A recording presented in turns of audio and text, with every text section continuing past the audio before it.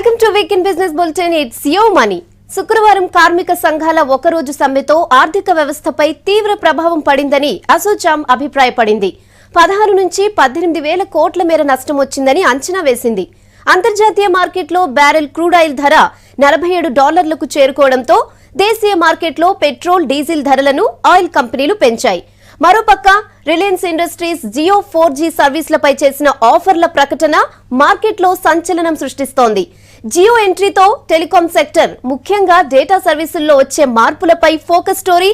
వచ్చే వారం స్టాక్ మార్కెట్ల ట్రెండ్ ఎలా ఉండబోతోందనే దానిపై అనలిస్టుల విశ్లేషణతో పాటు కొత్తగా ఉద్యోగంలో చేరిన వాళ్లు సేవింగ్ మొదలు పెడితే వచ్చే లాభాలపై మీ personal financial advisor wealth management తో మీ ముందుకొచ్చింది ఈ వీక్ ఎపిసోడ్. ముందుగా హైలైట్స్.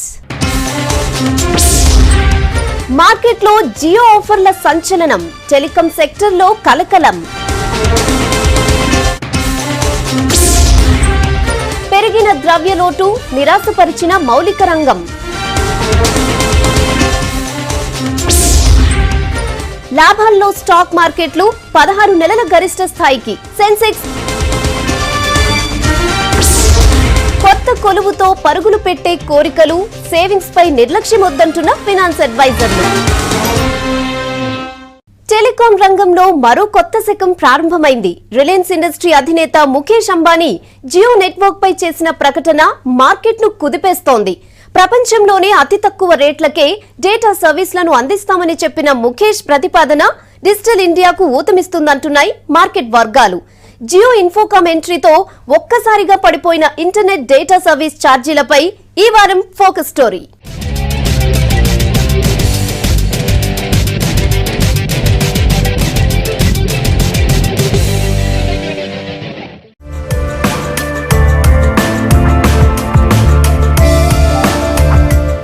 సెక్టర్ లో మరో విప్లవం మొదలైంది. సెల్యులార్ సర్వీస్ కంపెనీల మధ్య పోటీతో ఇప్పటికే వాయిస్ కాల్ ఛార్జీలు బాగా దిగొచ్చాయి. ఇప్పుడు డేటా సర్వీసులు వంతొచ్చింది. స్మార్ట్ ఫోన్ యూజర్లు నిరంతరంగా డేటా సర్వీసులు వాడుకునే రోజులొచ్చేశాయి. జియో ఇన్ఫోకామ్ సర్వీసులు ప్రారంభిస్తున్నట్లు రిలయన్స్ అధినేత ముఖేష్ అంబానీ ప్రకటన ఇతర సెల్యులార్ కంపెనీలకు నిద్ర పట్టకుండా చేస్తోంది.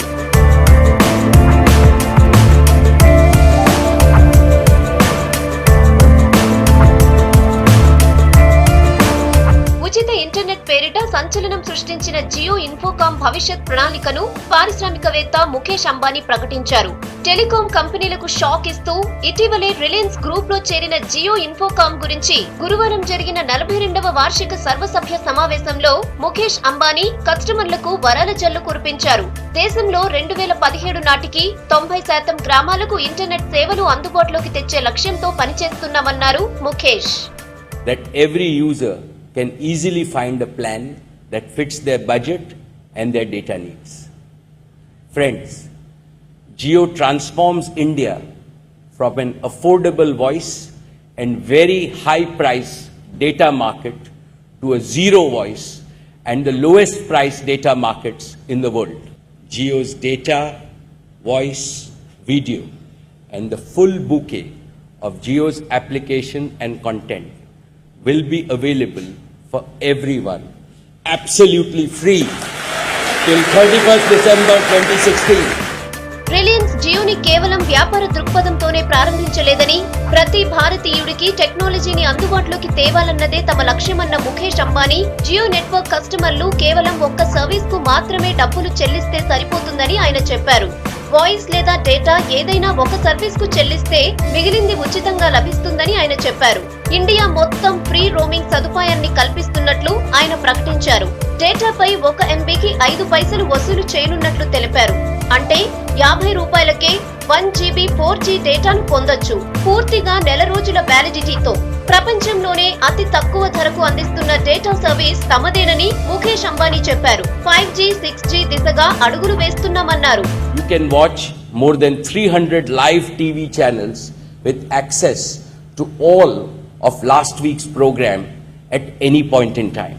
That the Jio apps bouquet, which is worth ₹15,000 for an annual subscription, will be available complimentary, completely free, right up to the end of next year. That is up to December 31st, 2017. Reliance Jio connection తో 300కి పైగా channels live లో చూడొచ్చు. అలాగే 28 లక్షల caller tunes, 6,000 సినిమాలు, 60,000 music ఉచితంగా పలు అప్లికేషన్స్ అందుబాటులోకి రానున్నాయి.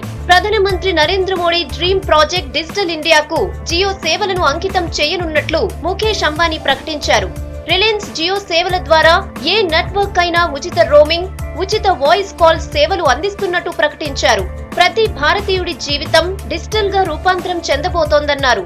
ఇందులో జియో కీలక పాత్ర పోషిస్తుందని తెలిపారు. ఇంకా దేశంలో 1 కోటి వైఫై కేంద్రాలను ఏర్పాటు చేస్తామన్నారు ముఖేష్ అంబానీ.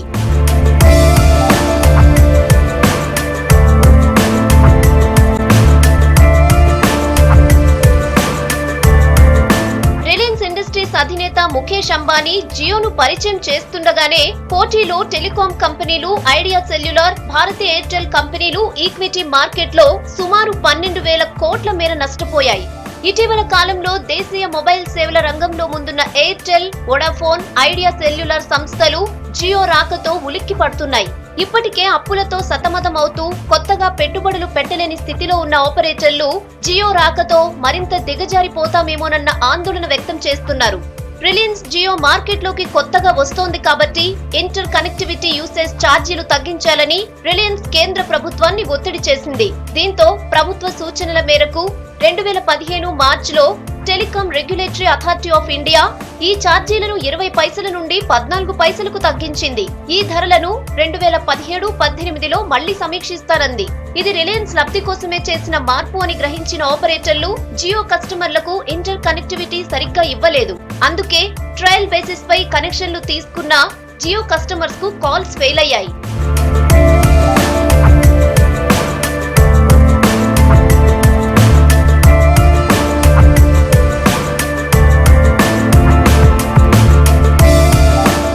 జియో పట్ల ట్రాయ్ పక్షపాతం చూపుతోందని, దానికి అనుగుణంగా నిబంధనలు మారుస్తోందని cellular operators association of India telecom శాఖకు ఫిర్యాదు చేసింది. ఈ వాదనను ఖండించిన జియో ఇన్ఫో 10 కోట్ల మంది యూజర్లు లక్ష్యంగా 1.34 లక్షల కోట్ల పెట్టుబడితో నెట్వర్క్ ఏర్పాటు చేసుకుంది. 4G సేవలను వాణిజ్య పద్ధతిలో త్వరలో అందుబాటులోకి తెస్తున్నట్లు జియో తెలిపింది. మైక్రోమాక్స్, పానాసోనిక్ సంస్థలతో ఒప్పందాలు కుదుర్చుకుని దాని యూజర్లతో పాటు డిసెంబర్ వరకు అన్లిమిటెడ్ డేటా, వాయిస్ కాల్స్ ఉచితంగా ఇస్తున్నట్లు ప్రకటించింది. దీన్ని ముందుగానే అంచనా వేసిన ఎయిర్టెల్, వోడాఫోన్, ఐడియా సెల్యులార్ తమ డేటా ఛార్జీలను 67% వరకు తగ్గించాయి. జియో పోటీని తట్టుకునేందుకు లీడింగ్ కంపెనీలు విలీనం కావచ్చనే పుకారు కూడా ఉంది. ఇదే జరిగితే సేవల నాణ్యత పెరగడంతో పాటు డేటా ఛార్జ్ ఇంకా తగ్గినా ఆశ్చర్యపడనవసరం లేదు.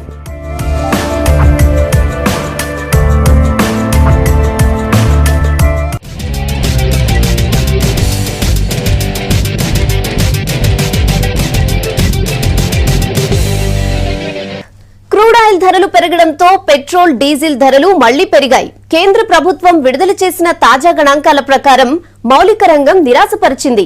ఆర్థిక వృద్ధి రేటు కీలకమైన 8 రంగాలు ఆశించిన స్థాయిలో వృద్ధి రేటును నమోదు చేయలేకపోయాయి. ఈ వివరాలతో పాటు ఇతర బిజినెస్ న్యూస్ ను ఇప్పుడు బ్రీఫ్ గా చూద్దాం.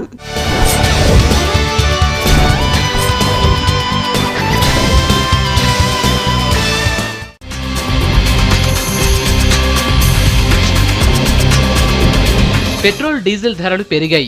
పెట్రోల్ లీటర్పై ₹3.38, డీజిల్ లీటర్పై ₹2.67 పెంచుతూ చమురు సంస్థలు నిర్ణయం తీసుకున్నాయి. గత 2 సార్లు స్వల్పంగా తగ్గిన పెట్రోల్ ధర ఈసారి పెరిగింది. అంతర్జాతీయంగా పెరిగిన ముడి చమురు ధరలకు అనుగుణంగా ప్రభుత్వ రంగ పెట్రోలియం కంపెనీలు పెట్రోల్, డీజిల్ ధరల్ని సవరించాయి. ప్రస్తుతం హైదరాబాద్లో లీటర్ పెట్రోల్ ధర ₹67.84, డీజిల్ ధర ₹57.76 పెరిగింది.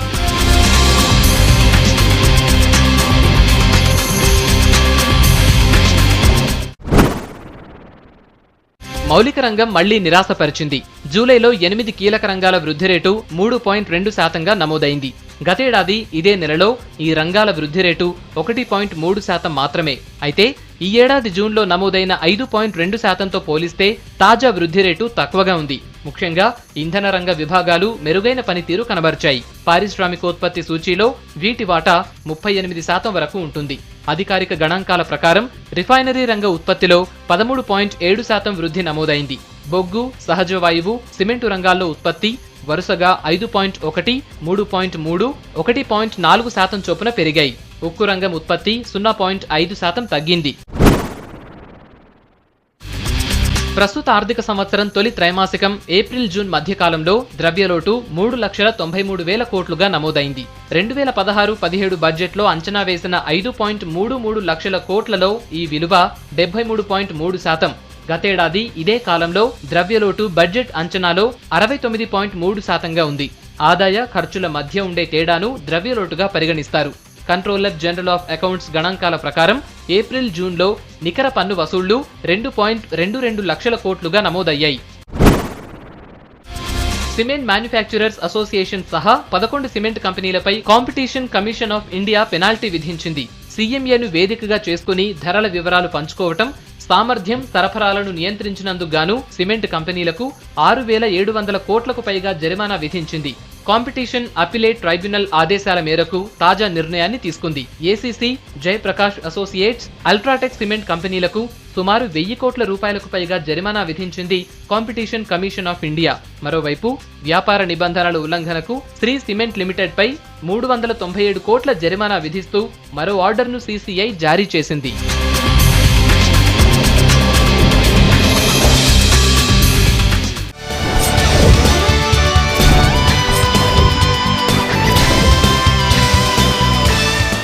అంతర్జాతీయ మార్కెట్లో సానుకూల సంకేతాలతో దేశీయ స్టాక్ మార్కెట్లు పాజిటివ్ గా క్లోజ్ అయ్యాయి. సెన్సెక్స్ 28,532 పాయింట్ల వద్ద క్లోజ్ అయింది. ఇది 16 నెలల గరిష్ట స్థాయి.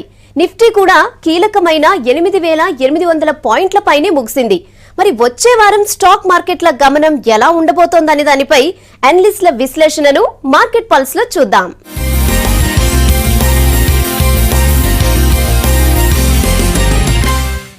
మార్కెట్ కన్సాలిడేషన్ మోడ్లో ఉన్నట్టుగా తోస్తోంది. విపరీతమైనటువంటి ప్రాఫిట్ బుకింగ్, అంతేకాకుండా ఏమాత్రం నెగటివ్ న్యూస్ వచ్చినప్పుడు ఆ స్క్రిప్ట్స్లో విపరీతమైనటువంటి సెల్లింగ్ కనిపిస్తుంది. నిన్న రీసెంట్గా ఎప్పుడైతే రిలయన్స్ జియో ఫ్రీ కాల్స్ ఇస్తామని అనౌన్స్ చేసినప్పుడు భారతీలో కానీ ఐడియాలో కూడా ఈ విధంగా సెల్లింగ్ కనిపించింది. అదేవిధంగా competitor commission of India cement scripts మీద విపరీతమైనటువంటి పెనాల్టీ వేసింది అని న్యూస్ వచ్చినప్పుడు కూడా కనిపించింది.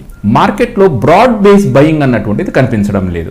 ఒకసారి బ్యాంకింగ్లోను, ఒకసారి సిమెంట్ రంగంలోను, ఒకసారి ఆటో సెక్టార్లోను, అట్లా సెక్టార్ వైజో లేకపోతే 2-3 స్క్రిప్ట్స్ వైజో మాత్రమే మార్కెట్ పెరుగుతూ ఉండడం అన్నటువంటిది ఏం సూచిస్తుంది అంటే మనం చాలా జాగ్రత్తగా ఉండాలి అన్నటువంటి విషయాన్ని స్పష్టంగా సూచిస్తోంది. గత వారం అంతా కూడాను బ్యాంకింగు, ఆటో సెక్టార్ మాత్రమే మార్కెట్కు ఊతమిచ్చాయి.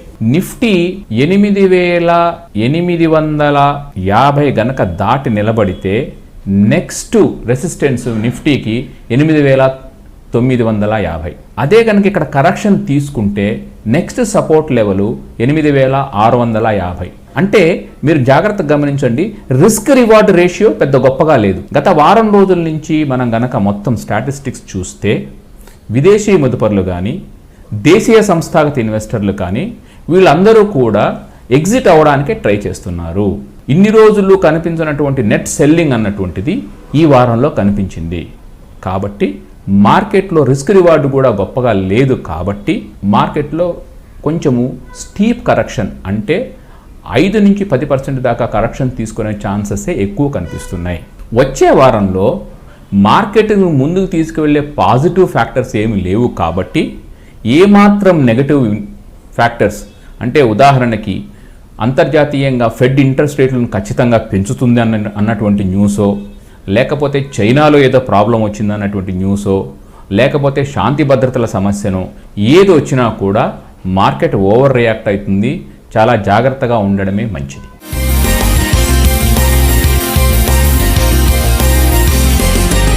జాబ్ లో జాయిన్ అవుతున్నారా? ఇప్పటిదాకా ఒకరి సంపాదనపై ఆధారపడి మీకు ఆర్థిక స్వాతంత్ర్యం కళ్ల ముందు కనపడుతోందా? ఇప్పటిదాకా అణిచి ఉంచుకున్న కోరికలను తీర్చేసుకోవాలని ఆతృతగా ఉందా? అయితే మీకోసమే ఈ స్టోరీ. కోరికలను తీర్చుకోవడం తప్పు కాదు, కానీ సంపాదనలో కొంత సేవింగ్స్ కోసం కూడా కేటాయించండి. ఇలా చేస్తే ఇప్పుడు ఎంజాయ్ చేస్తున్న జీవితాన్ని చివరిదాకా మరొకరిపై ఆధారపడకుండా ఎంజాయ్ చేయొచ్చు. ఇదే ఈ వారం మేమందిస్తున్న వెల్త్ మేనేజ్మెంట్ టిప్.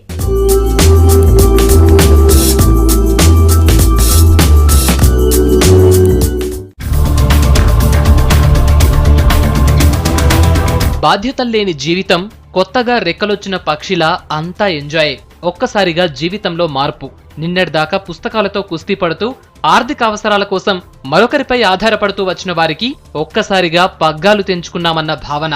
మొదటిసారిగా ఉద్యోగంలో చేరి ఫస్ట్ శాలరీ తీసుకోగానే అప్పటి వరకు అణుచుకున్న కోరికల లిస్ట్ బయటకొచ్చేస్తుంది. నెల జీతాన్ని తెలియకుండానే 10 రోజుల్లోనే ఖర్చు చేసేసి అరే అప్పుడే జీతం అయిపోయిందా అని అనుకునేవారు ఎక్కువగా ఉన్నారు. వచ్చిన జీతాన్ని పూర్తిగా ఖర్చు పెట్టకుండా ఎంతో కొంత పొదుపు చేయండని పెద్దవాళ్లు చెబితే ఇప్పుడే కదా ఉద్యోగంలో చేరింది, అప్పుడే సేవింగ్స్ ఏంటి, ఇంకా చాలా టైం ఉంది అని కొట్టిపారేసే యూత్ సంఖ్య 100% ఉంటుంది. ఇబ్బందులు ఎదురైతే తప్ప సేవింగ్స్ ఇంపార్టెన్స్ తెలిసి రాదు. అనుకోని పరిణామాలు ఎదురైతే మళ్లీ ఖర్చుల కోసం తల్లిదండ్రులపైనే ఆధారపడాల్సి వస్తుంది. ఇలాంటి పరిస్థితి ఎదురు కాకుండా ఉండాలంటే సంపాదిస్తున్నప్పుడే సేవింగ్ చేయాలి. అది ఉద్యోగం వచ్చిన కొత్తలో చేస్తే భవిష్యత్తుకు భరోసా ఉంటుంది. చిన్న వయసు నుంచే పొదుపు మొదలు పెడితే లాభాలు బోలెడంటున్నారు పర్సనల్ ఫినాన్షియల్ అడ్వైజర్లు. అయితే సేవింగ్స్ మొదలు పెట్టేటప్పుడు ఖచ్చితంగా ఓ ప్లాన్ ఉండాలి. మొదటగా ముందున్న లక్ష్యాలు, బాధ్యతలేమిటో తెలుసుకోవాలి. వచ్చే జీతంలో పొదుపు కోసం ఎంత కేటాయించాలి, బాధ్యతల కోసం ఎంత కేటాయించాలి అనేది నిర్ణయించుకోవాలి. వీటితో పాటు రోజువారీ ఖర్చుల కోసం, వీకెండ్ పార్టీల కోసం కూడా కొంత మొత్తాన్ని ఉంచుకోవాలి. అయితే ఖర్చులు, జల్సాల విషయంలో ఎలాంటి పరిస్థితుల్లో కూడా ముందుగా కేటాయించుకున్న మొత్తంలోనే ఖర్చు చేయాలి తప్ప పొదుపును వాయిదా వేసి ఆ మొత్తాన్ని జల్సాల కోసం ఖర్చు చేయకూడదు. పొదుపులో అతి ముఖ్యమైంది జీవిత బీమా. ఉద్యోగంలో చేరగానే మీరు మొదటగా టార్గెట్ అయ్యేది ఇన్సూరెన్స్ ఏజెంట్ల చేతిలోనే. వారు చెప్పే మాటల వల్ల వెనక ముందు ఆలోచించకుండా భారీ ప్రీమియం ఉండే బీమా పాలసీలు తీసుకుంటారు. అయితే ఇది ఎంత మాత్రం తెలివైన పని కాదు. లో ప్రీమియం, హై రిస్క్ ఉండే టర్మ్ పాలసీలే ఎప్పటికీ బెటర్. జీవిత బీమా పాలసీ చేసేటప్పుడు పాలసీ టర్మ్ అయిపోయాక వచ్చే మొత్తానికంటే పాలసీ మధ్యలో అనుకోనిదేవైనా జరిగితే మీపై ఆధారపడ్డ వారికి ఆర్థికంగా అండగా ఉండేందుకు ఎంత ఎక్కువ మొత్తం వస్తుందనే విషయానికి ప్రాధాన్యతనివ్వాలి. జీవిత బీమాతో పాటు ఆరోగ్య బీమా చేయడం కూడా ముఖ్యమే. మీరు ఉద్యోగంలో చేరిన కంపెనీలో ఆరోగ్య బీమాను ఆఫర్ చేస్తున్నప్పటికీ సొంతంగా ఓ పాలసీ తీసుకోవటం ఎప్పటికీ మంచిదే. వీటితో పాటు వ్యక్తిగత ప్రమాద బీమా, డిజబిలిటీ బీమా తీసుకోవాలి. వీటి ప్రీమియంలు చాలా తక్కువగా ఉంటాయి. అనుకోకుండా ఏవైనా జరిగితే హాస్పిటల్స్కి అయ్యే ఖర్చుతో పోల్చుకుంటే ప్రీమియం రూపంలో చెల్లించేది చాలా తక్కువగా ఉంటుంది. కావున ఈ బీమా పాలసీలు తీసుకోవటం చాలా ముఖ్యం. కొత్తగా ఉద్యోగంలో చేరే వారిలో ఎక్కువ మందికి జాబ్ గ్యారంటీపై కన్ఫ్యూజన్ ఉంటుంది. పెద్ద కంపెనీలో ఉద్యోగం వచ్చినా ఇంటికి దూరంగా ఉండాల్సి రావటం, ఉద్యోగంలో భాగంగా అప్పజెప్పిన పనిని గడువులోగా చేయలేకపోతుంటే ఈ ఉద్యోగం చెయ్యలేమోనన్న భావన మొదలవుతూ ఉంటుంది. ఇలాంటి పరిస్థితుల్లో మరో కంపెనీకి మారాలా లేక అదే ఉద్యోగంలో కొనసాగాలా అనే అయోమయం ఉంటుంది. ఉద్యోగం తప్పకుండా మారాల్సిన పరిస్థితి వస్తే 1-2 నెలలు నచ్చిన ఉద్యోగం వచ్చేదాకా వేచి ఉండాల్సి వస్తుంది. కాబట్టి ఖర్చుల కోసం మరొకరిపై ఆధారపడక తప్పదు. దీంతో పాటు మొదటిసారిగా ఉద్యోగంలో చేరిన వెంటనే చేసిన బీమా పాలసీలు లేదా సేవింగ్ స్కీమ్స్ ఇన్స్టాల్మెంట్ చెల్లించడంలో ఇబ్బందులు లేకుండా ఉండాలంటే ఉద్యోగంలో చేరిన వెంటనే 6 నెలల ఖర్చులకు సరిపడా ఓ ఫండ్ ఏర్పాటు చేసుకోవాలి. ఇందుకోసం జీతంలో 25% మొత్తాన్ని కేటాయించాలి. మొదటిసారిగా ఉద్యోగంలో చేరుతున్నప్పుడు వయసు తక్కువగా ఉంటుంది. ఆ ఏజ్ ని బట్టి అవసరాలు, లక్ష్యాలు షార్ట్ టర్మ్ గా ఉంటాయి. ఉన్నత విద్య కోసం తీసుకున్న ఎడ్యుకేషన్ లోన్ కావచ్చు, బైక్ లేదా కారు కొనుక్కోవటం, తోబుట్టువుల కోసం ఏదైనా కొనటం, ఇలాంటి షార్ట్ టర్మ్ టార్గెట్లు చాలా ఎక్కువగా ఉంటాయి. వీటిని నెరవేర్చుకునేందుకు బ్యాంక్ ఫిక్స్డ్ డిపాజిట్లను ఎంచుకోవటం బెటర్. ఈ డిపాజిట్లపై బ్యాంకులు 6-9% ఇంట్రెస్ట్ చెల్లిస్తున్నాయి. మరో విషయం ఏంటంటే అత్యవసరమైతే ఈ ఎఫ్డీల నుంచి డబ్బును వెంటనే తీసేసుకునే వీలుంటుంది. ఉద్యోగంలో చేరిన కొత్తలో గుర్తుపెట్టుకోవాల్సిన మరో ముఖ్యమైన విషయం ఉద్యోగంలో చేరిన రోజు రిటైర్మెంట్ తర్వాత ఉండే ఖర్చుల్ని తట్టుకునేందుకు ఎలా ప్లాన్ చేసుకోవాలి అనేది. ప్రస్తుత పరిస్థితుల్లో జీవన ప్రమాణాలు, లైఫ్ స్పాన్ బాగా పెరిగాయి. రిటైర్మెంట్ తర్వాత కూడా కనీసం 25-30 ఏళ్ల వరకు జీవిస్తున్నారు.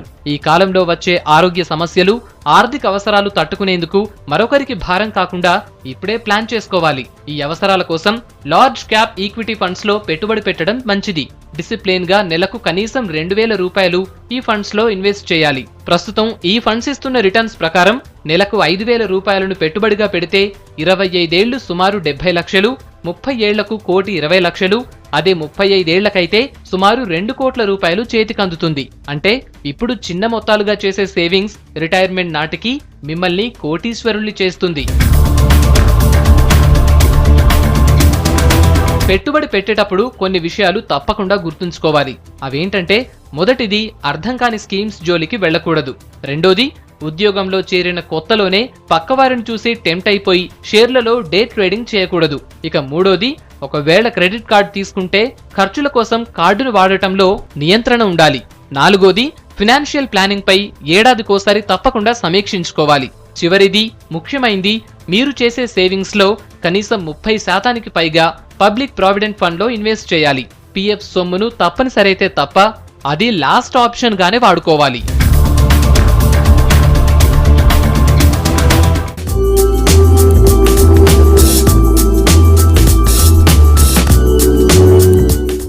ఇవి ఈ వారం ఇట్స్ యూ మనీ విశేషాలు. వచ్చే వారం మరిన్ని ఇంట్రెస్టింగ్ బిజినెస్ న్యూస్ తో మళ్ళీ కలుద్దాం. Till then bye. Have a nice weekend. This is Rehana signing of.